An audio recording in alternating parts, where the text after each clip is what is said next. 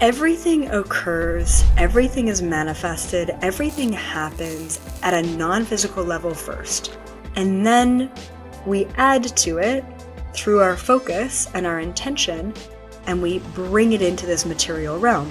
Would that mean, and have you seen a potential timeline where the bodies or the template of the human also has to change with the energies that are incoming? Yeah, so they're both changing.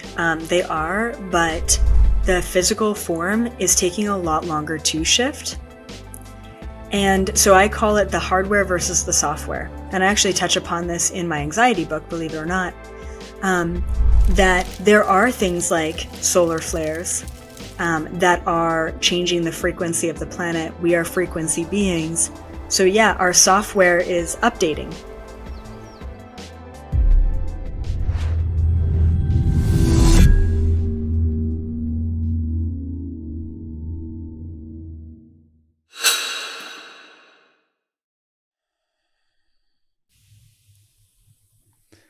Elizabeth, April, welcome back on Just Tap In. I wanted to start off asking, what is the most powerful thing that we can remember right now? Great question. And thank you, as always, for having me back on. Our conversations are always expansive and next level. And yeah, I was really pumped about this. Me too. So there's a lot going on in the world right now. And there's a lot going on within ourselves right now. This is the great unveiling, the great purging, the great release.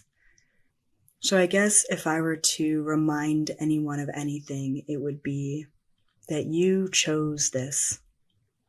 I know we know that. I know we signed up for this. But the reminder is so needed right now that everything that is taking place in your life, everything that is taking place in the world is all needed to get us to the next level of ascension and evolution. So I would say that that's probably the biggest reminder we need right now at this time. What do you feel is that next level of evolution? So, I mean, call it what you will, right? The fifth dimension, a higher frequency, more harmony, more peace. Essentially, it's a place where instead of dis-ease, there is just ease, right? It's hard to describe what this new frequency or the fifth dimension is like. I think in so many minds, we just assume that we're going to be elevated to a different planet. But newsflash is your living room is going to have the same four walls. You know, your cellular structures, you're going to look the same in the mirror. But there's going to be so many different changes. And the way that I like to describe it or define it is it's a place where everything is in such alignment that all you have through your observation is gratitude. Now, what's really interesting about that state of being is that it doesn't mean that life is always easy and carefree. The fifth dimension doesn't mean that challenge and polarity no longer exist. The fifth dimension is a place where we can objectively observe polarity, neutralize it from within, and hold a space of gratitude for both the light and the dark.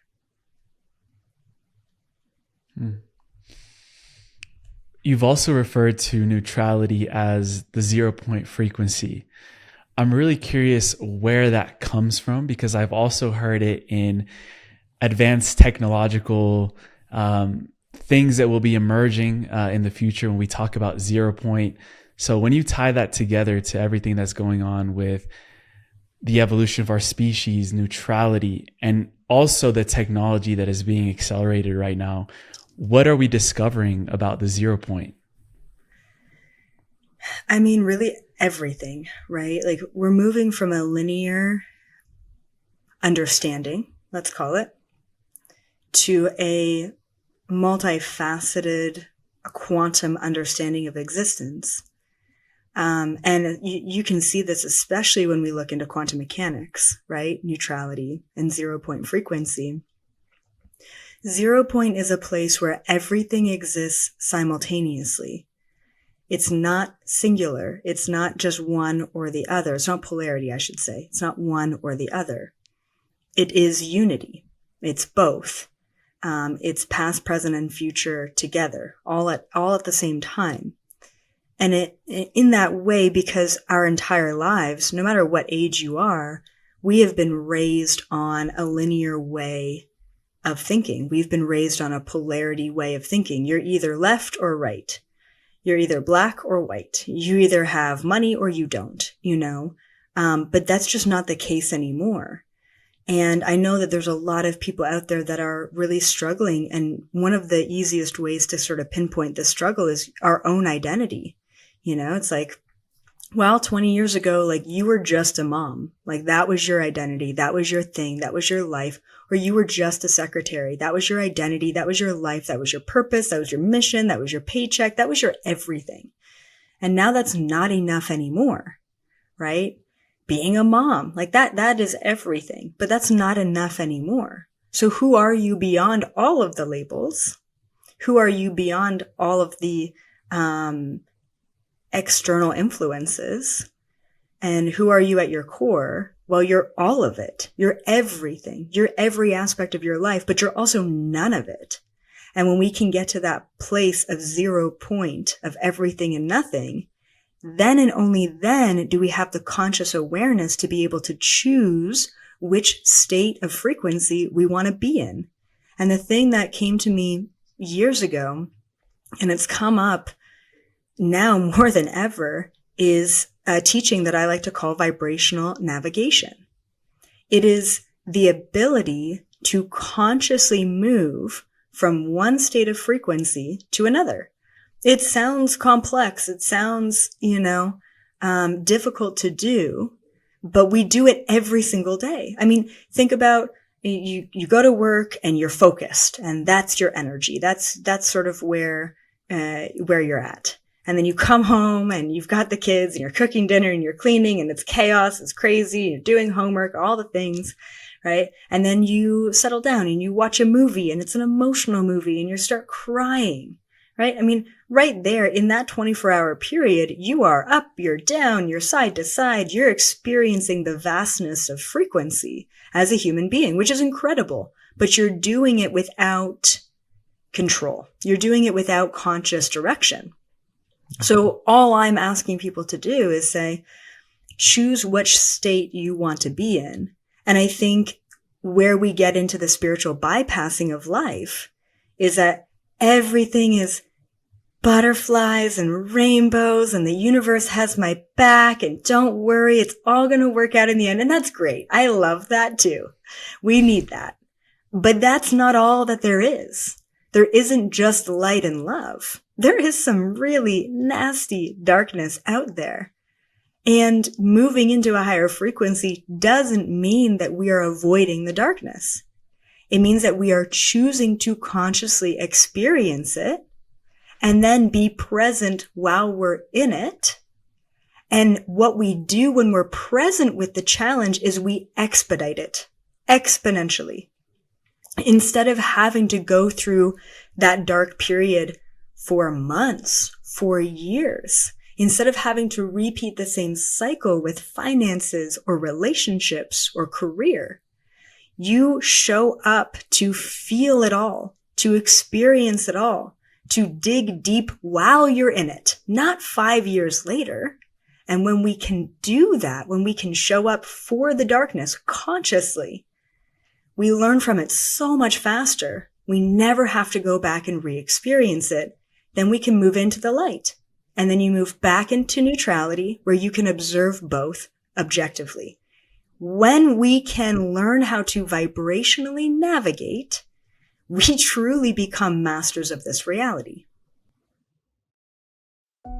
Our world is shifting faster than ever, and it's so easy to feel small in the middle of all of this. Imagine being part of a movement, a tribe that is not just talking about the change, but actually living it. That's why I created The Deep Dive, a living spiritual ecosystem where every single day we go on a journey to remembering our most authentic self. Our members have joined from all walks of their awakening, and it's been such a blessing to witness all of the soul relationships that are already forming. As a community, we start every day with simple, powerful activities, and we're beginning to start envisioning the kind of world that we want to experience. This is way more than exclusive content or just another spiritual Netflix. This is about integration and leaving behind a legacy. If you're ready to move beyond knowing into becoming, then visit the link in the description or scan the QR code on screen right now to learn more. I'd be honored to co-create history with you.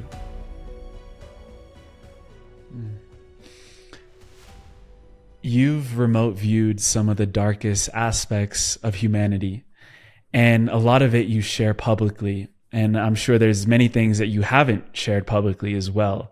We're talking cloning, hybridization, trafficking, all these other things that people can go and find on your page. But I wanted to ask there, as we're bringing up the concept of darkness, what do you feel was the role of darkness playing in your life that you needed to see it, and your need to also share it with people? Why did we need to see this darkness before we can move back into that neutrality state? Yeah, great question. I mean, it really just comes down to the law of polarity, right? Like, I feel like in so many ways, a really big part of my mission and my teachings and my own personal experience, which is where I teach from, is all about polarity. And the only reason why suffering and limitation and challenge and darkness exists, the absence of light, is to show us that light exists. You can't have one without the other. That's it. As you ascend and you get into different dimensions, like as an incarnation, right? Like, say, for example, you decide to incarnate as an 11th dimensional sort of etheric being. You're not just all light because you're in a higher vibration. You're in a state of unity. You're in a state of 0 point. You're in a state where it is everything all at once or nothing at all. So as we get closer to source, I think my assumption back in the day was you get lighter, but you don't. You get more harmonious between the light and the dark. They become less an individual aspect of reality and more a cohesive, unified aspect of existence. So it becomes less polarized and more unified, in a sense. And I think that one of the beautiful aspects of being a human is the ability to experience the suffering and the challenge, but then also the beauty and the light and the ease and the harmony. And I just think that 0 point or neutrality is the place that we need to be in order to consciously choose what state we want to observe. So we truly are this master hybrid race to be able to tap into any one of those 3 states that we want and then learn how to master that. So darkness is only there to show us the light. The light is only there to show us the darkness. And that is the core essence of this entire universe, not just planet Earth. This entire universe is based on a spectrum. It's based on polarity. And as you move through the spectrum, you become less polarized and more unified. When you started back in 2011, connecting with the Galactic Federation, going up to a mothership and meeting all these other beings, what I wanted to ask you there is, this is a federation that's overseeing in many aspects the evolution of humanity, the evolution of the planet. How are they seeing this polarization that's going on right now that we're seeing? And what may be the higher purpose of all of that that's going on right now?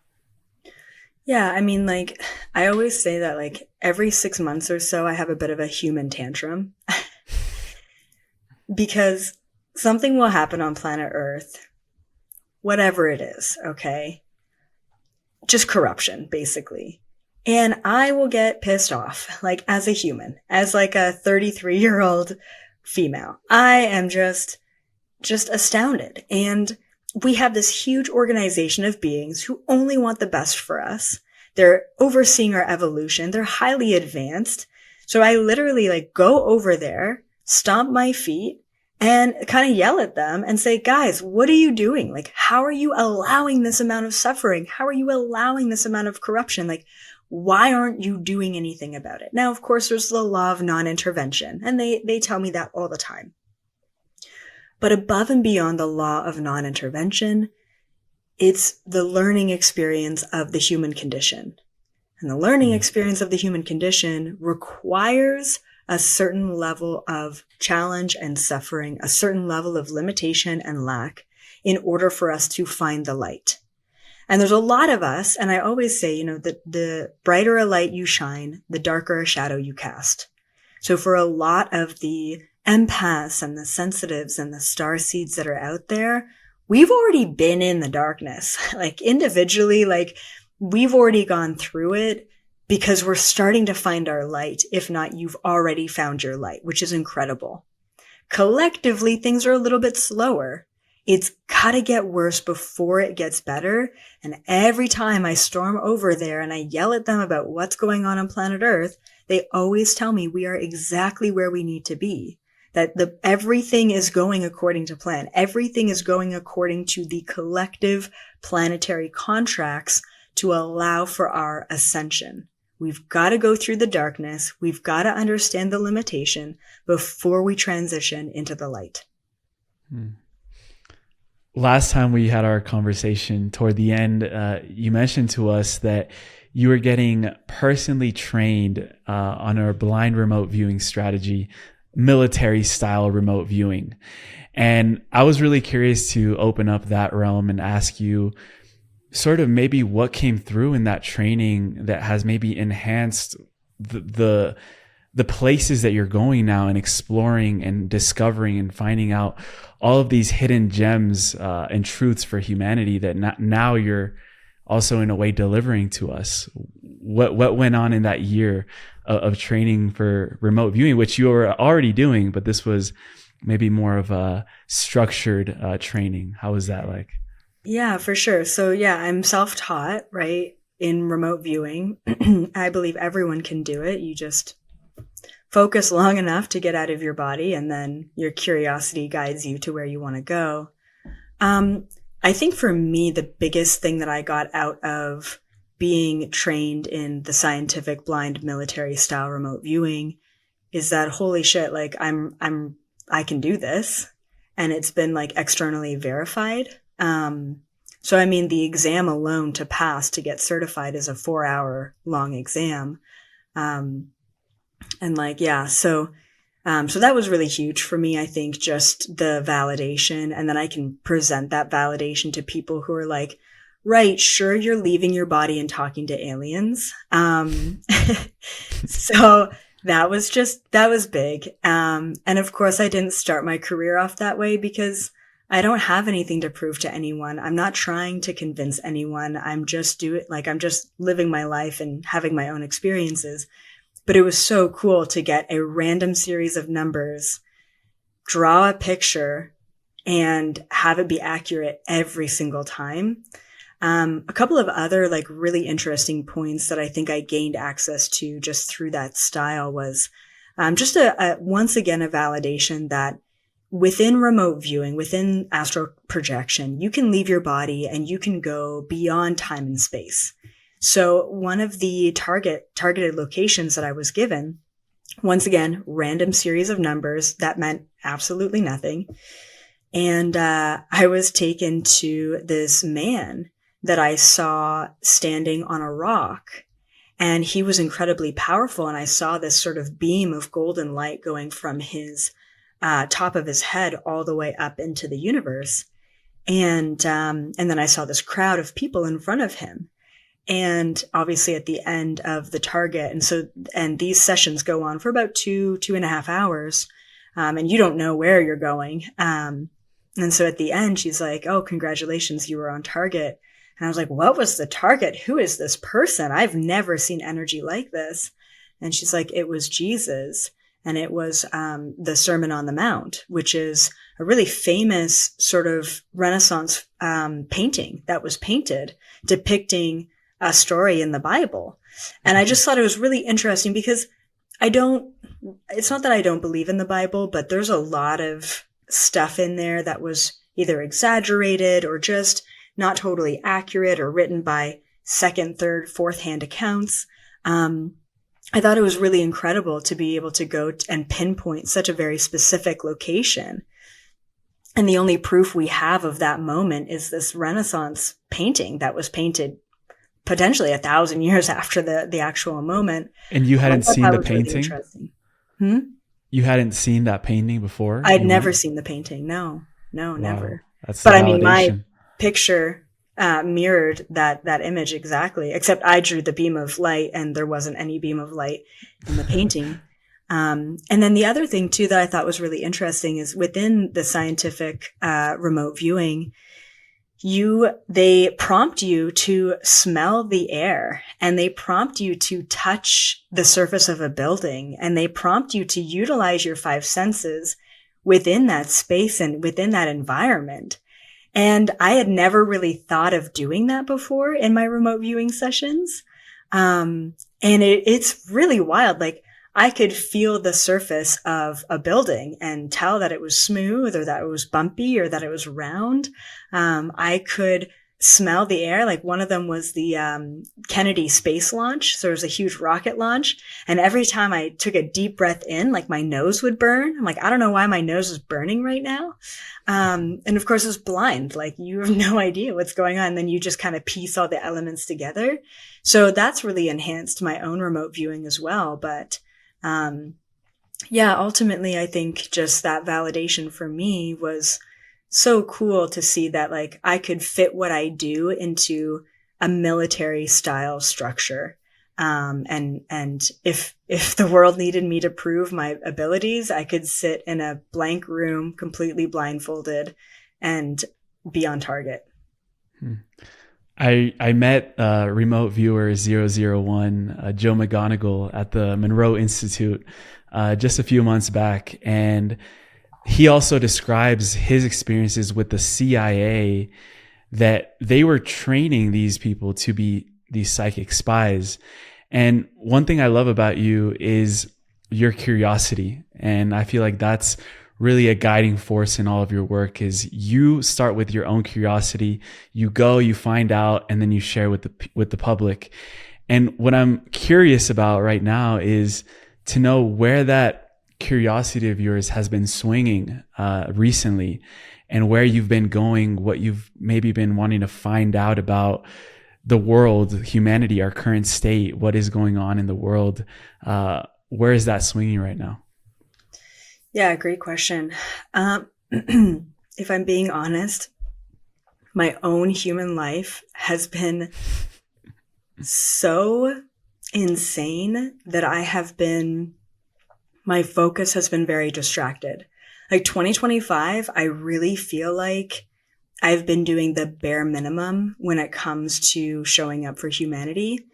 And I'm not sad about that or upset to even say it. And I think it's really important that people hear that even someone who does have a big mission or does, show up for humanity in this way, I have those years where I don't have time to really be super curious. And I still have my Galactic Federation meetings, which is really nice because I can finally step away from my own life for an hour and dive into the strange world that's going on around us. One thing that I do want to dive into a little bit more when I do have the time and the energy is more about sort of this battle that's going on. I think it goes back to the polarity once again. So I am like, part of me is like, do I dip into 3D? Do I dip into agendas? Do I dip into conspiracies? And that's always been my curiosity. That's always been of interest to me. And so it's like, do I want to be going to the dark side? And a big part of me is curious about that. So a couple months back, I did a remote viewing session with the White Hats. They don't call themselves the White Hats. They call themselves the Collective. A lot of people just know them as the White Hats, but so I kind of go back and forth on those labels. And that was really such a fascinating experience that I had meeting them for the first time and recording that remote viewing session and gathering all of this sort of intel and data and understanding their operations and how they work. And so that's what I want to do sort of moving forward again, moving into 2026. I also have now in 2026 monthly remote viewing videos where I remote view some of the world's most influential people, both good and bad. And so I just pre-recorded that series not too long ago, and some of the people that I looked into, and it was just wild, as you could imagine. Which one stood out? Oh my goodness. I mean, they were all fascinating, and some of them were very much like mirrors of each other. So I'll just name a couple names. I'm going to name drop the names that I remote viewed. So I remote viewed Putin. I remote viewed Kim Jong-un. I remote viewed Justin Bieber. I remote viewed Britney Spears. I remote viewed Oprah Winfrey, Barack Obama. I said good and bad, but a lot of shady characters. Mostly and it's so fascinating too, it's so interesting. Sometimes when I went to them and I went in the room, they could see me. And that was just creepy, especially Putin. The second, and all of them are doing something different, right? Because when I go to them, it's in the present moment. And then I sort of go back into their history once I sort of target or pinpoint their frequency. But Putin was interesting because I went into this room. It looked like he was in a conference. There was a ton of people, a lot of bodyguards, physical bodyguards around him. And the second I pop in, above, right, into this room, he looks directly up, directly at me. And it was really creepy. That guy's definitely got some abilities. I think it's probably that reptilian part of him, that was able to see me. And then if I feel threatened, like I did with Putin, I just go to their higher self and then I ask for kind of their history, their mission. That was a big question. Who signs up for this role? How did they get here? And where are they at now? And one of the really fascinating things is I remote viewed Justin Bieber, and both Justin Bieber and Britney Spears were just really sad, honestly, especially Britney Spears. When I remote viewed her, talk about being very unaware. Seemed like she was either on, I don't know, drugs or alcohol or something, but just very out of body. And it was just really sad. Both of them are very much so victims. And with Justin Bieber, we had this incredible conversation about purpose and role and impact and mission and all of these things. And I told him, you don't have to keep suffering. You don't have to keep doing these things. You can speak up for yourself and stand in your power. I was really kind of coaching him, which was fascinating. I didn't really expect that. I didn't know what to expect. And then just because I could, the next day I was wondering, is anything that we talked about, did any of that anchor into his conscious mind? Because it was all very subconscious, right? And I check I don't follow him, or really, I don't follow any of these people. But I check into his Instagram stories, and I shit you not, his Instagram story was just this written up thing. And he used the word God. He's like, I had this profound realization, having this understanding God and my place within it. And I'm no longer going to be in the shadows. Almost verbatim what we talked about, he put into his stories in this long written form. So I screenshotted all of that. And what I'm going to do is I'm going to do a follow-up video, attach it to my original video, and talk about how when we have these conversations at that subconscious level, or at that sort of consciousness, higher self level with individuals, we can really make an impact. And I just wanted to also reference at a human level.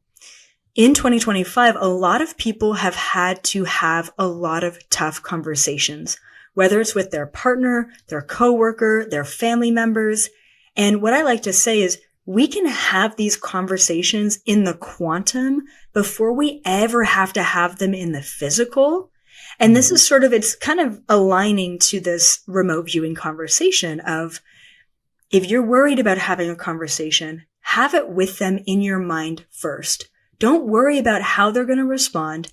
Say what you need to say without any fear of blowback, and just put it out there. And sometimes you have to have that conversation 10 times with that individual in that higher self way.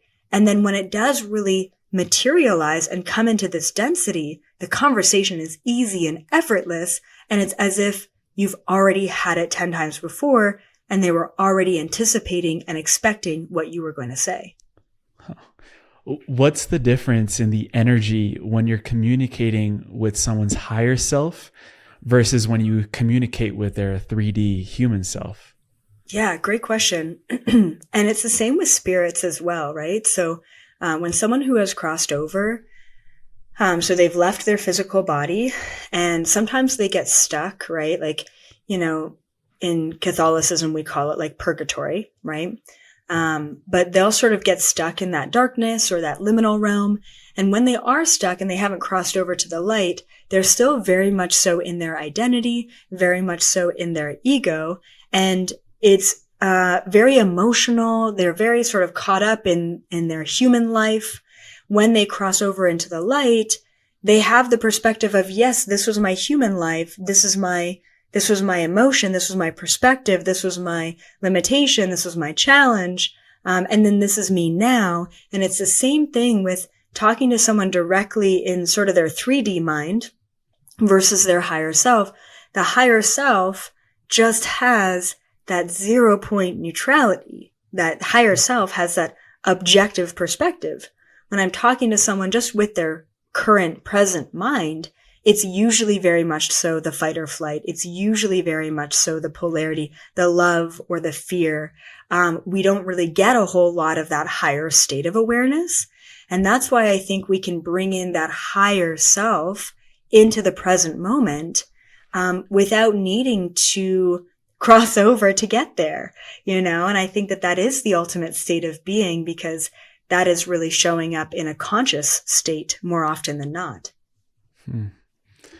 What does this tell us about reality? That if, for example, what the story you told, what you did in the astral or out of your body actually transferred to the 3D physical world, what would that tell us in a way of the construct of this reality in this universe? Yeah, I think we all know it, right? But everything occurs, everything is manifested, everything happens at a non-physical level first. And then we add to it through our focus and our intention, and we bring it into this material realm. So the way that I like to mention it is, if you could imagine like a transparent piece of paper, okay? And you put something random on that transparent piece of paper. You just draw anything at all, right? Usually it's easier if you draw something that you're not attached to, right? Not attached to the outcome. So my example always is like a basketball, just totally random. You just draw a circle, a little basketball. You draw that on that transparent piece of paper. That is one thought that you have throughout your day of a basketball. That's it. Just totally random. And then you decide to think about the basketball again. And you take another transparent piece of paper and you draw out a basketball once again. And now that basketball is becoming a little bit more solid, a little bit more dense, a little bit more clear. And you do it again and again and again. And eventually you focus on that basketball so much that you actually create it, you manifest it, you pull it into this reality through density. We add to aspects of our physical reality through first focusing on it in a non-physical way, and then we plop it in here because we make it so dense with the amount of thought form that we give it. Like, that is just quantum manifestation. Like, that's manifestation, but that is the entire essence of this whole reality. That's how everything works. And if we truly were to believe that, then we've got to really be aware of what we're thinking about and where we're putting our focus. What world do you believe we can create if we place our attention and our focus into new earth solutions that you said, this year we might start getting glimpses of what those are? What would happen if we place our focus and intention there instead of on, the worst things that are happening in the world? Yeah, so I have a new book coming out, right? It's called Your Anxiety is Giving Me Anxiety. And one of the last chapters is about trust and surrender. And one of the things that I say there is, what were to happen if we focus on the best that could happen, right? Instead of like the worst case scenario, what about focusing on the best case scenario? And that simple switch can really change and shift everything in our lives. And I believe that both individually and collectively. Now, it's really important for empaths and sensitives and old souls and starseeds to hear this, right? We cannot show up for the world. We can't solve the world's problems if we don't first show up and solve our own. And we don't think that way because every single lifetime, our mission, it's been world, everyone else. How do we heal? How do we solve? How do we help? How do we give the shirt off my back to the next person? It doesn't work that way in this life anymore. We can't come from a place of lack in order to give the world abundance. We can't come from a place of survival in order to heal the world's traumas. We have to do the work and show up for ourselves first. So if you've been trying to show up for others and it hasn't been working out and you haven't been finding the right clients and you haven't been manifesting abundance that way, it's not because you're not doing the right thing. It's because you haven't done it for yourself first. So it's really important to focus on healing and doing the work for you and then moving on to the collective. And yeah, the best question you can ask yourself is, hi, welcome to Monday. What is the best case scenario today? What is the highest possible timeline that could play out today? And if you were to focus on that and only that, then that's what you're going to see in your life. But if you have anxiety and you're focusing on the worst case scenario and you're up at 3 a.m. spiraling around it, what's your next day going to look like? It's going to look like exactly what you've been feeding it. You and I both have gone into those 3 a.m. rabbit holes and looking into the conspiracies and all of these things. And something that's interesting that came up when I was researching for this is that there's this concept that someone can sell their soul. And you said, no, you can't sell your soul, but you can sell your body. Could you tell us a little bit more about that? Yeah, absolutely. And so this came up like way back in the day when I was looking into sort of the darker agendas and the Illuminati and these sort of very secretive deep state groups and organizations. And yeah, it was always like, okay, well, you're going to sell your soul to the devil. Like, and that's been talked about. That's been sang about. Like, it's always hidden in plain sight and it's right there, but you can never sell your soul. Like that is just, it's not even on the market for sale. What you can sell is the vessel that you're in. And it's less of a selling and more of an exchange, right? It's like they offer you fame and riches and the spotlight and all of that, but you're going to be a puppet for the rest of your life. You're going to be a slave essentially for the rest of your life. And unfortunately, that's exactly what I saw with Justin Bieber and Britney Spears when I remote viewed them, is that they were, I don't know if I want to say tricked into it, right? Because you have a conscious choice to make. And what's really beautiful is that even though they may believe they're stuck for life, there's always a conscious choice to make to go back to the light. They can reclaim their body, but they have to have a strong enough mind to do so. And in a lot of these cases, there are really dark things involved, like drugs or alcohol or sacrifices or manipulation and gaslighting and even like MK Ultra programming to that extent, that really keep them in a place of feeling small and keep them in a place of, well, I'm I'm a slave to this system. I'm a puppet to this system. So yeah, it's important to know that, and also like not everyone just gets conned into it. Like it is a very clear series of things that need to happen in order for you to, basically indoctrinate you into that level of organization. So it's just definitely not an everyday thing that people experience. But at that higher level of influence, that's exactly what we're seeing, is that these, individuals are making a choice to choose sort of more of that greed and that lower frequency for rights to use them, essentially. I also see examples of those in those high levels of influence that are choosing to reclaim their body, and they're spreading messages to the public of, what happened to them, or either just the awakening. You look at someone like Jim Carrey. So it also gives me hope about, that at any time that can happen where something switches and they come back in, and with all of this influence, they can also help toward this ascension that we're heading to.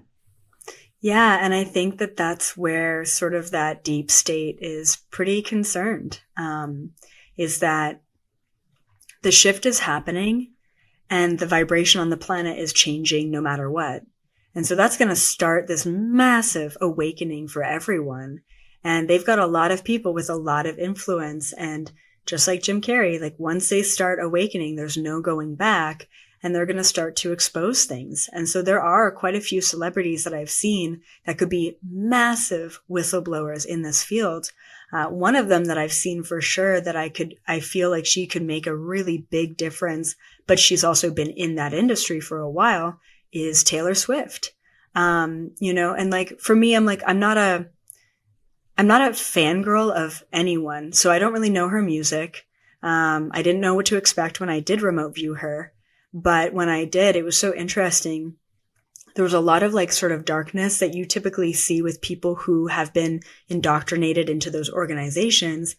But it was so interesting. I literally saw a silver lining, which is like kind of where the saying comes from, right? It's like that silver lining, but around her aura was this really beautiful silver lining. And I'm like, what is this? I've never seen this before.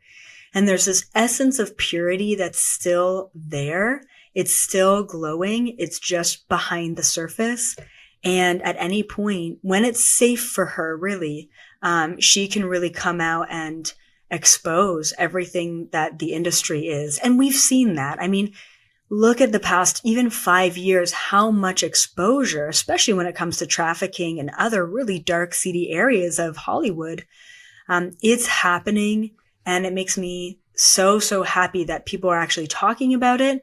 And then it seems like the conversation falls flat every single time because no one knows what to do with the information, which is kind of sad. And I think that if enough of us around the world got together and said, no, this is wrong.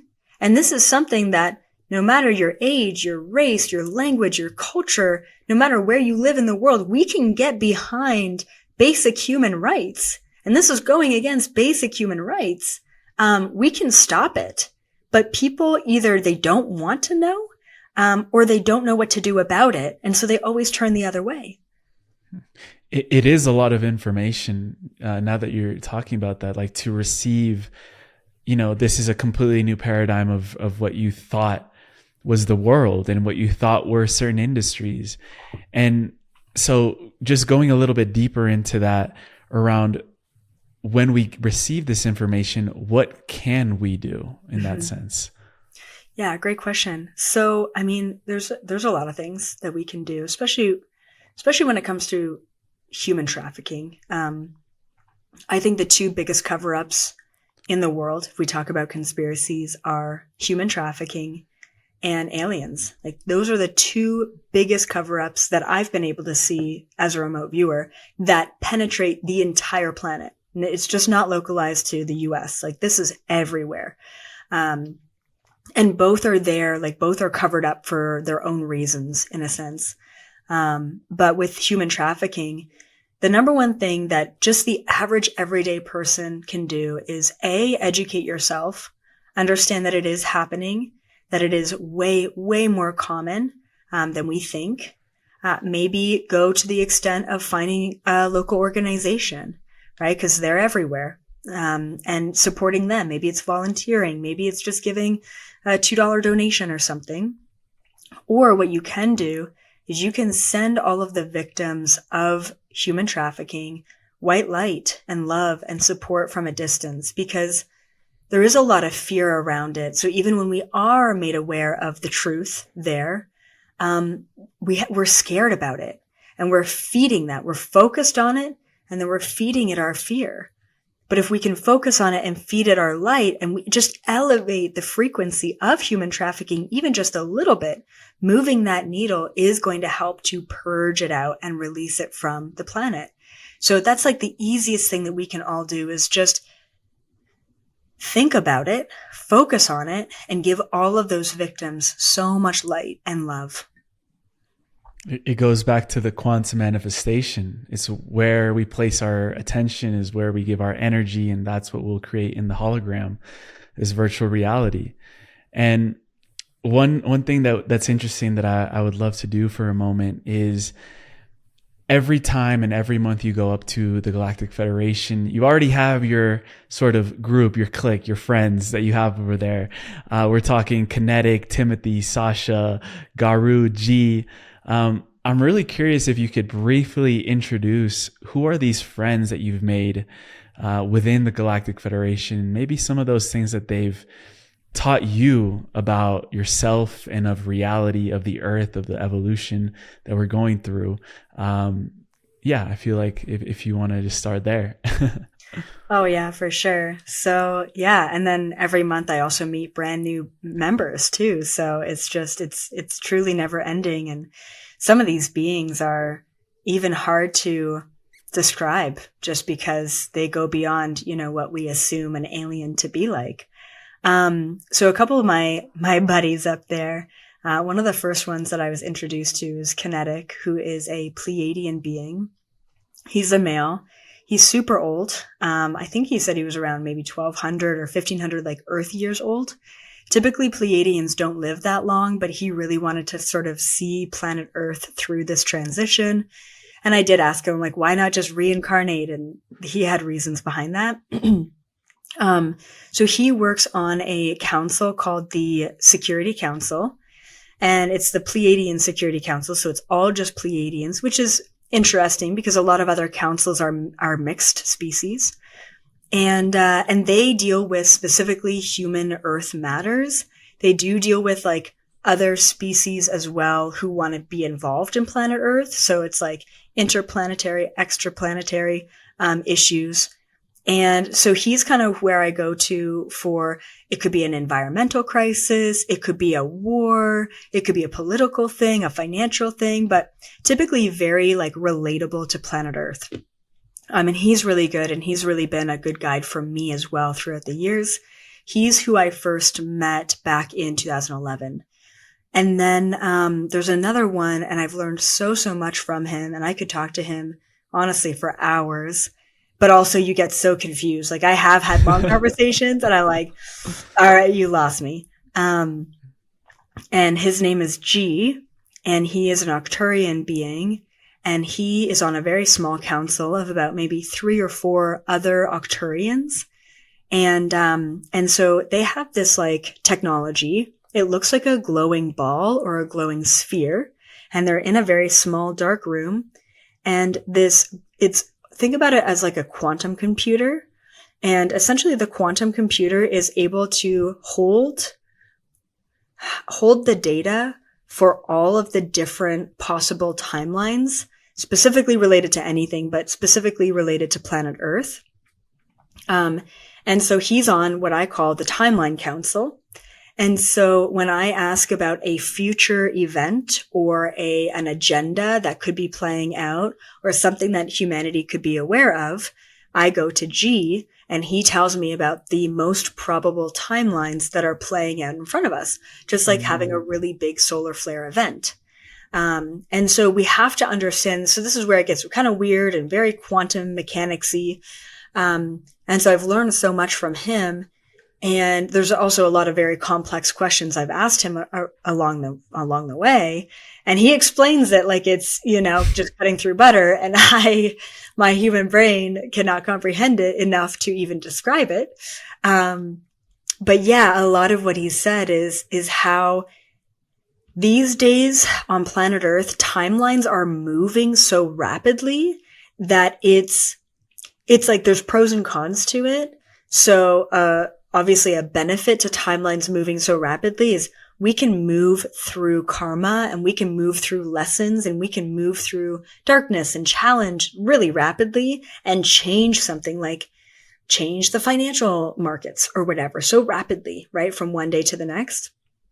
But then downfalls to that is timelines and possibilities are changing so rapidly that a lot of the time our sort of more mechanical 3D human brain and our old sort of neural pathways can't keep up fast enough to the rapidly changing timelines.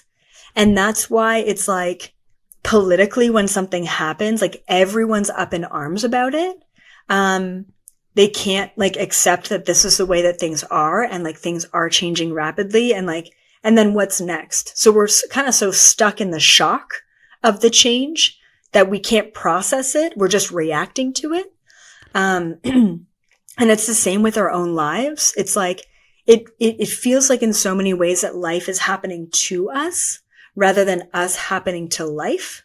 It's a bit of that rug pull just because timelines are shifting so rapidly, but that also allows us to move through them. And one thing that G really taught me is that when everyone else in the world is in fear, when everyone else in the world is in fight or flight, when they're in that chaos, right? It's like their auras look just like dark and dense and like scribbly lines everywhere.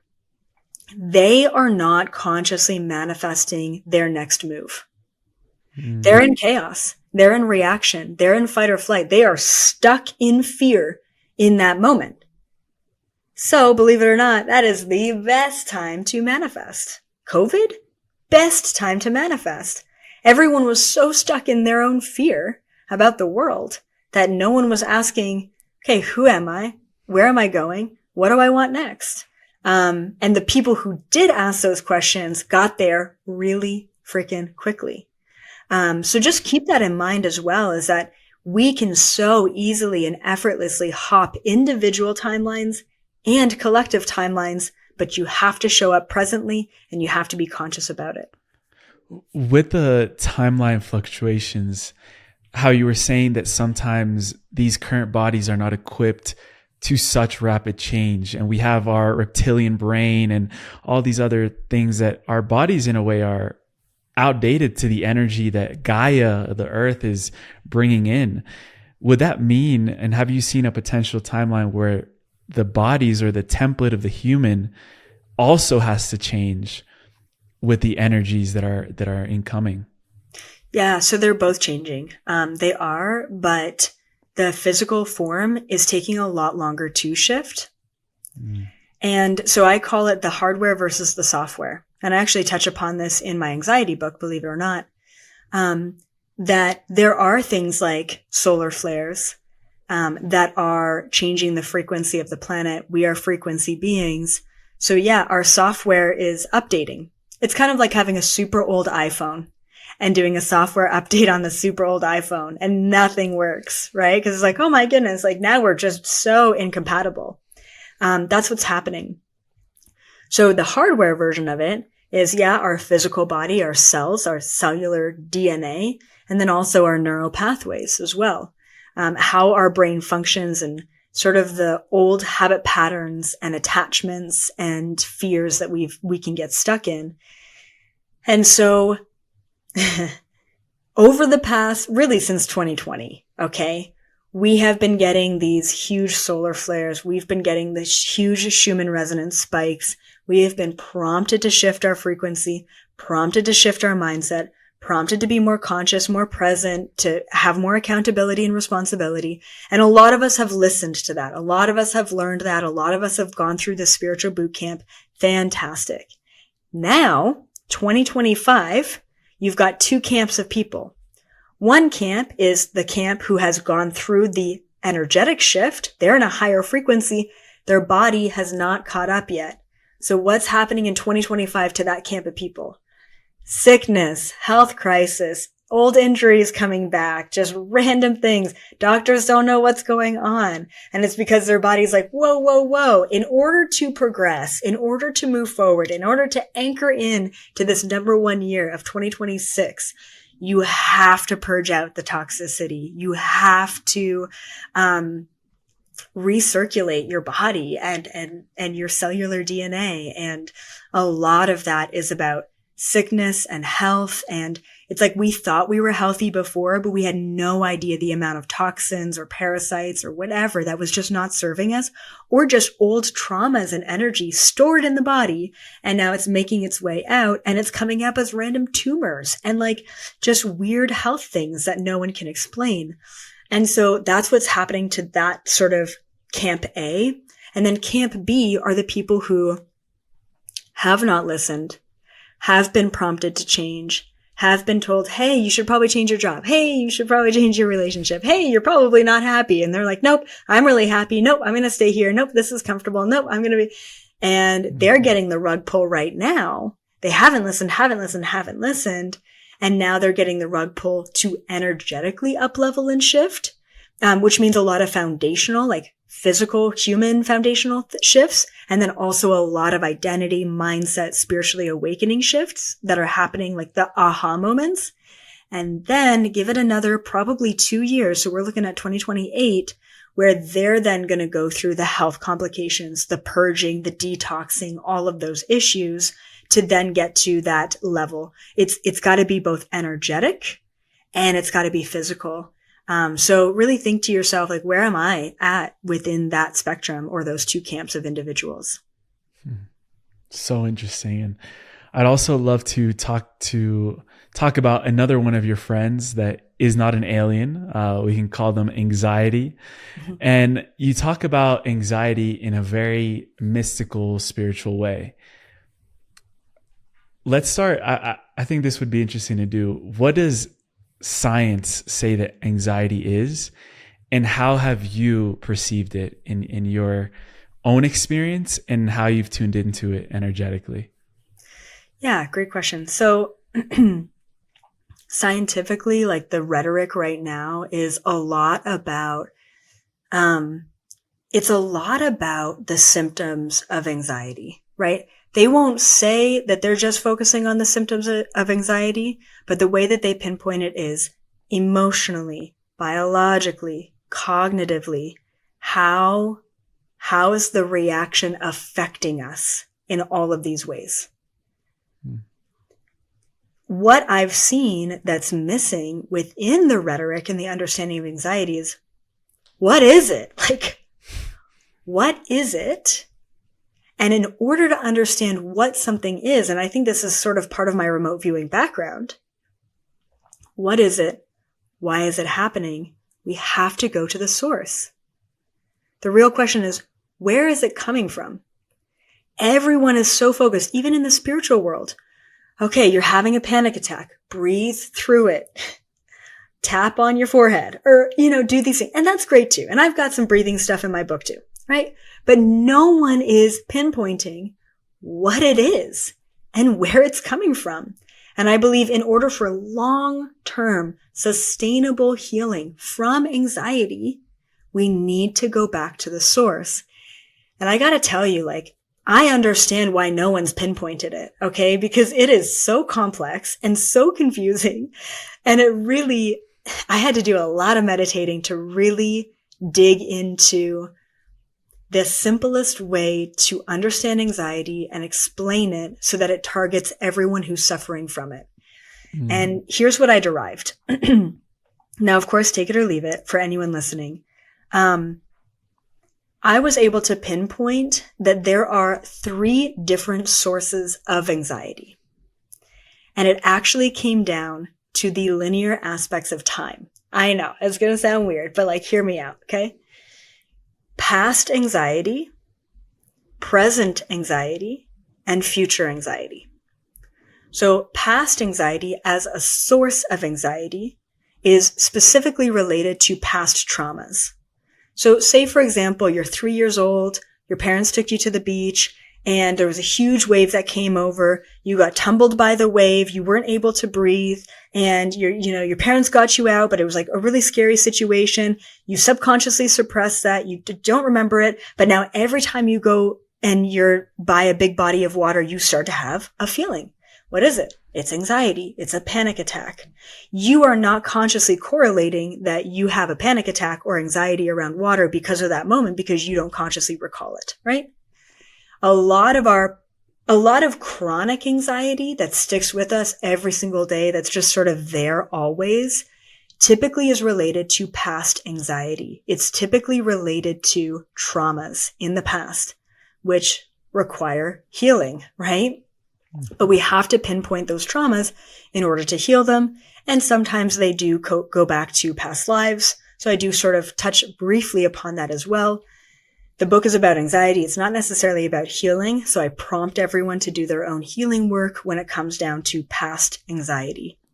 And then you've got present moment anxiety. Think about the world we live in, endlessly scrolling on social media, the news constantly telling us that the world's about to end and that the dollar's about to crash and that everyone's up in arms about politics and there's a war and there's suffering. It's like we are so stimulated, we are so distracted that we just don't have a second to process the energy of the day, right? So that just alone, that stimulation creates present moment anxiety. You're overwhelmed, you're overworked, you're distracted. And that's the source of present moment anxiety. And I've got solutions for that in the book. And then future anxiety. That's where you sit up at night, 3 a.m. and you're thinking, okay, well, like I got to cook dinner and like, do I have all the ingredients? And like, what about the weekend? And where's everyone going to sleep? And like, is everyone going to be okay? And like, is the weather going to be fine? And like, what am I going to wear tomorrow? And it's like all of the worst case scenarios playing out in your mind about future anxiety. This is where I can get a little bit weird and a little bit quantum, but this is also the doorway. Future anxiety is the doorway to infinite timelines as well. How do we change that doorway from opening to the worst case scenario to opening to the best case scenario and then leveraging that, right? So what's really cool is that I believe that anxiety at its source is coming from all of these different places. But really what it is, and what I call it in the book, is it's a spidey sense. It's our intuition. It's a messenger, right? It's this hidden thing that we haven't been able to pinpoint saying, hey, listen to me. What do we do when we feel anxious? We pop a pill. We distract ourselves. We run from it, because it's uncomfortable. And so the technique that I use in the book, it's called Renew. It's recognize, neutralize, and utilize. It is the technique to not only just completely overcome anxiety. It's not a quick fix. It really requires us to show up. But it also, if we apply the Renew technique to our mindset around anything, we can reprogram our mind completely. And in the book, obviously, it's reprogramming your mind around anxiety. So the first step is recognize, right? So as anything, you got to be consciously aware. You have to be aware of what's happening in order to solve it. A lot of the time we feel uncomfortable. We don't want to be aware of what it is or why it's there. We just distract ourselves from it, or we look for a quick solution around it, or we look for something that's going to give us pleasure to override the discomfort. So the first thing is recognize that you are feeling anxious. What am I feeling right now? Why am I feeling uneasy? Why am I feeling this way? Okay, I'm feeling this way, right? So just sit with it. Just recognize it. Just be with it. That's step number 1. It sounds easy, but that's actually the toughest step. All right. Once you recognize that you're in anxiety, whether it be intense or just sort of subtle, recognize it. And then you've got to neutralize it is the second step. How do we neutralize any feeling, especially a feeling of discomfort? We feel it. That's how we neutralize it. So you have to objectively observe it. So for example, like when I first gave birth to my son, I had this really intense fear and a lot of anxiety around the stairs. I just felt like worst case scenario, future anxiety. I'd be holding him. Maybe I trip down the stairs and like worst case scenario. What if something really terrible happened? What if someone else was holding my newborn baby, like such a fragile thing, and going up and down the stairs and fell and tripped and like hurt him or whatever, right? That was like a huge, huge source of anxiety. I think a lot of, new moms go through that. And so what I had to do is the one day I was like, look, like this is brutal. Like every day I'm just worried about this thing that hasn't ever even happened. So I decided to sit on the stairs with him in my arms. I closed my eyes and I thought about the worst case scenario and all of the panic and the anxiety and the emotions and the reactions, and my body started to sweat. My mind started to race. All of the symptoms came through. And then I thought about it again. And they all came through, but they came through a little bit less. And I thought about it again and again and again. And I objectively started to observe the story that was playing out long enough and enough times where all of a sudden the emotional reaction was no longer connected to it. After that day, and it took me probably a good 30, 45 minutes of replaying that. And that's a lot of times to replay that small scenario and go through all of those emotions. I never once had another fear of the stairs and my son. Never once. Because I confronted it. I replayed it. I objectively observed it. And I neutralized it. So yeah, not a quick fix. But if we show up to our fears in that way, they no longer have to rule our lives. And then the third step is to utilize, renew, right? So then what? We've now recognized a feeling of discomfort. We've neutralized the feeling of discomfort by feeling it, by observing it. And now you're in a place of conscious awareness. Great. Now what? You could do anything. You could just have gratitude for the present moment. You could observe something that you want to manifest. Or you could just be present for a slight moment, but utilizing the space of conscious awareness because the recognition and the neutrality has brought you there. That technique applied to anything, right? It's like worst case scenario, I'm going to get fired from my job. Best case scenario, I neutralize that fear and then I reinstall a new program by observing it of what's the best job I could ever get. And you start creating that in your world. So that's essentially my view on anxiety, what I really think it is, and then what we can do about it to sort of reprogram it in our lives. So powerful, so powerful. And just one thing that came up there is I look at my generation, I look at maybe even the younger generations after Gen Z, which I don't even know what they're calling them nowadays, but it almost seems like anxiety is more rampant in the younger generations now more than any others. And I'm curious to know from that perspective that you have, why is that? Oh yeah, I have an answer for that. It's the present moment. It's the distraction. Like, because we're not giving our children a space to be bored, because we're not giving them space at all, whether it be screen time or extracurricular activities or the go or whatever it is, they don't have time to process what happened that day, let alone the day before or the day before that.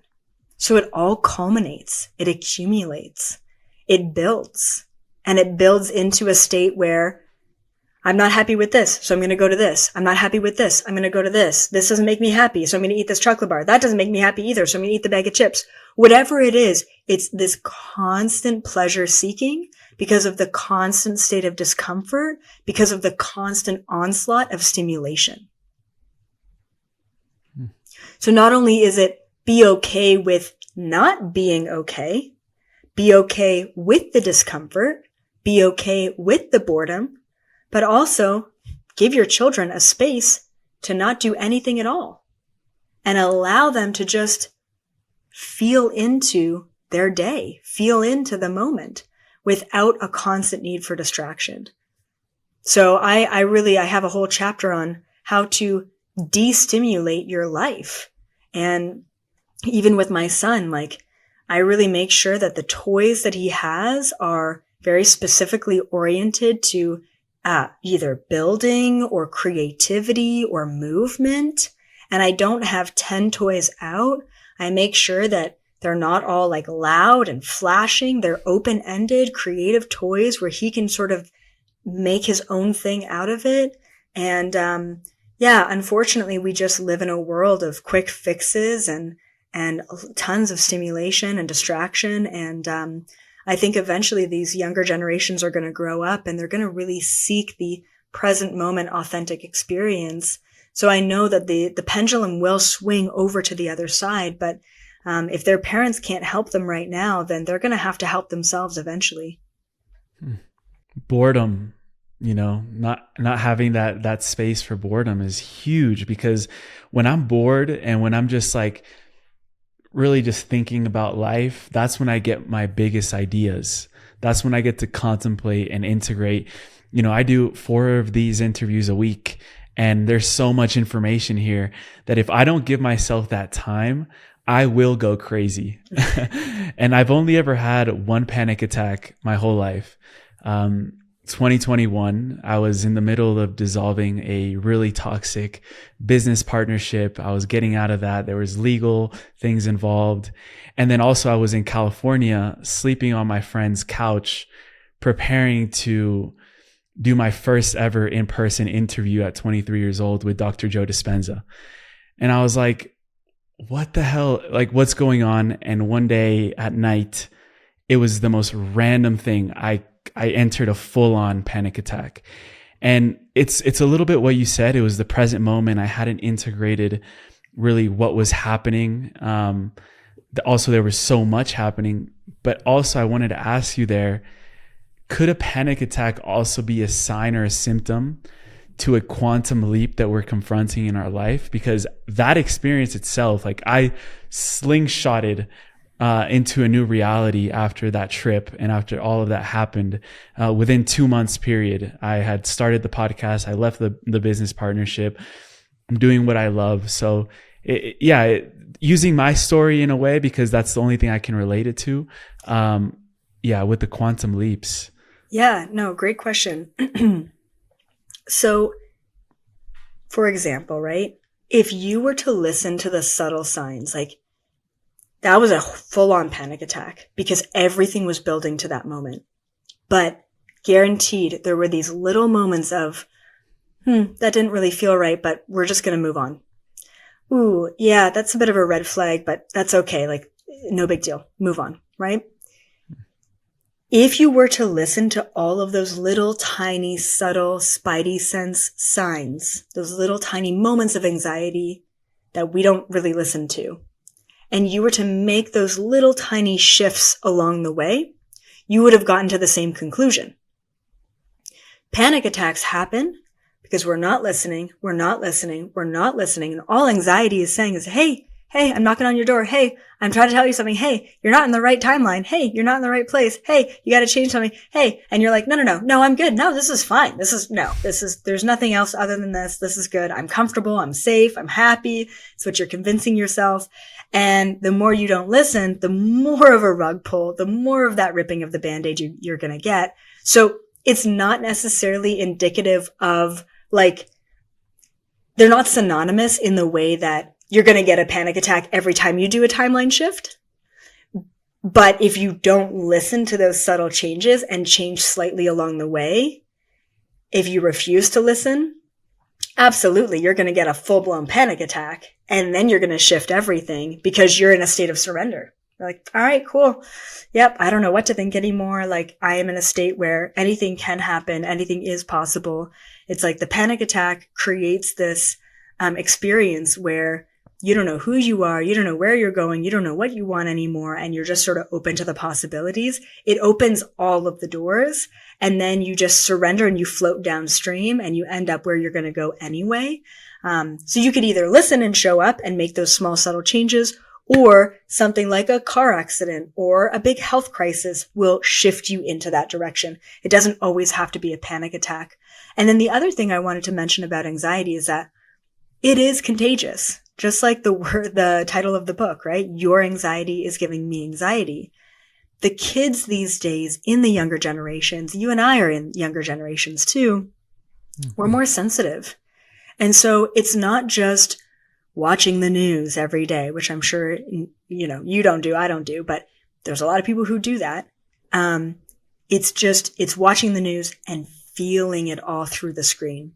It's going to the grocery store, getting the cashier to check you out. He's having a really bad day. He's feeling anxiety. You were fine before that. You go home. You start to feel anxiety. You don't know where it's coming from. Oh shit, I must have picked it up, right? And that's present moment anxiety of we're just sharing each other's emotions.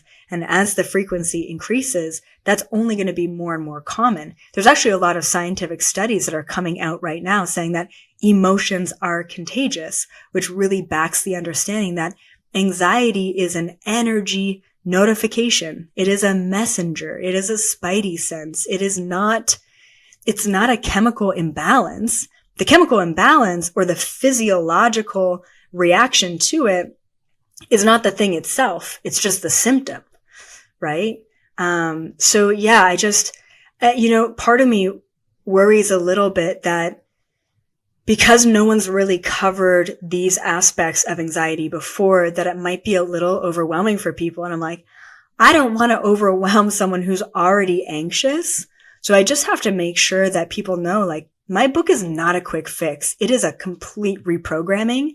And if you're looking to reprogram anxiety for good and solve it sustainably, then pick up the book.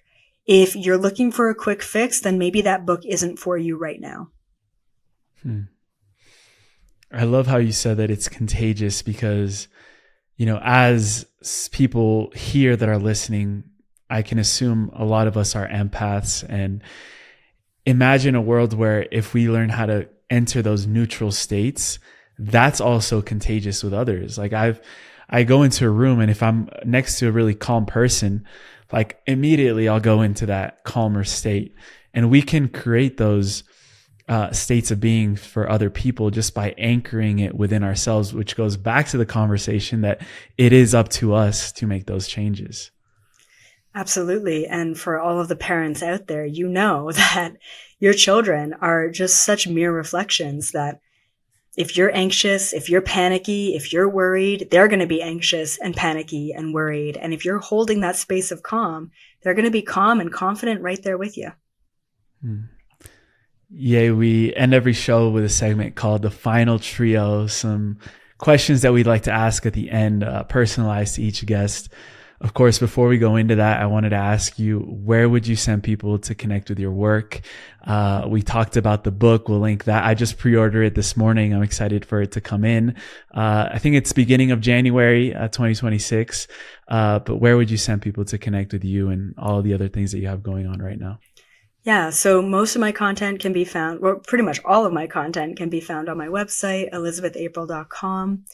If you're just beginning your awakening journey, I highly recommend my first book, which is called You're Not Dying, You're Just Waking Up.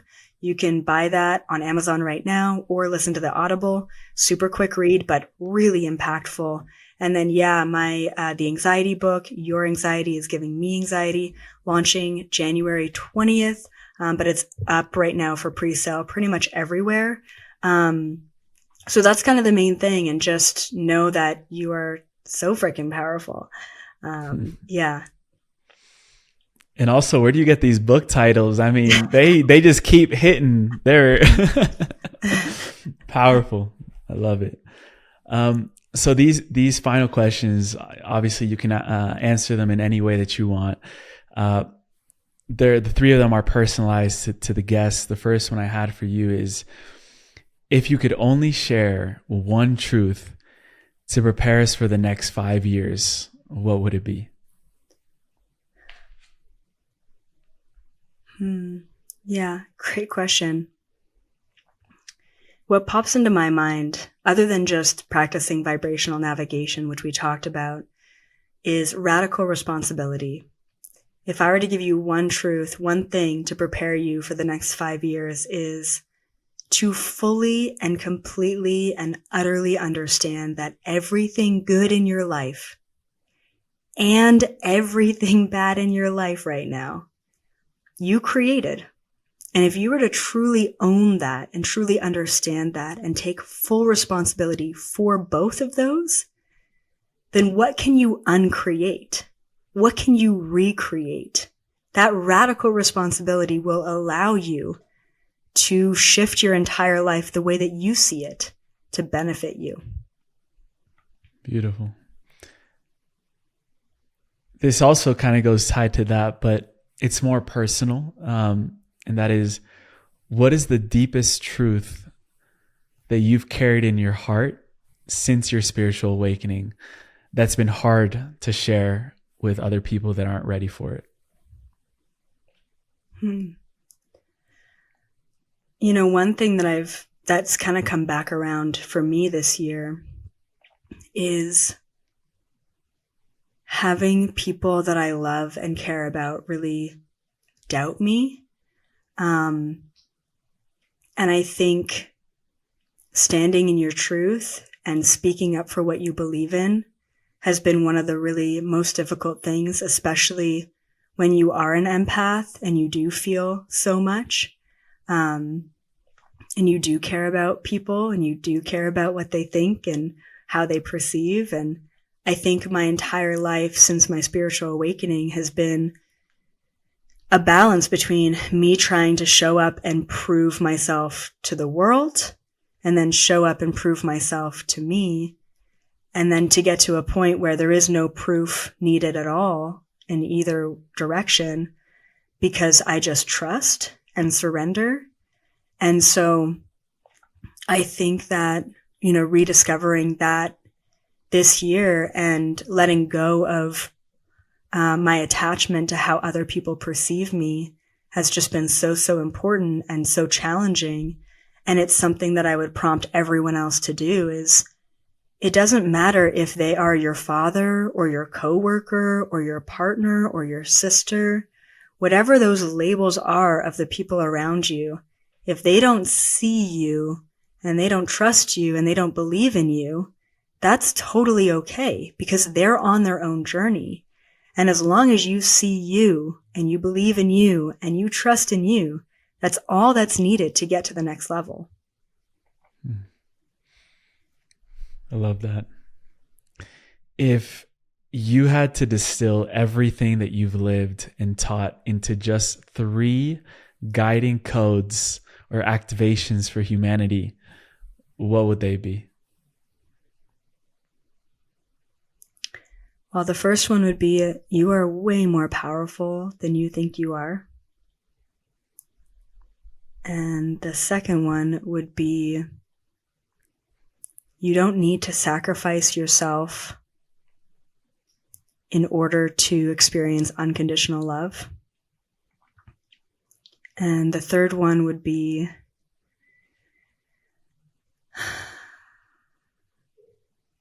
the time for you to show up and to be the truest version of yourself is now.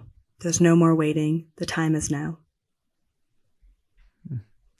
I hope everyone wrote those down in a whiteboard that they can put in front of their room.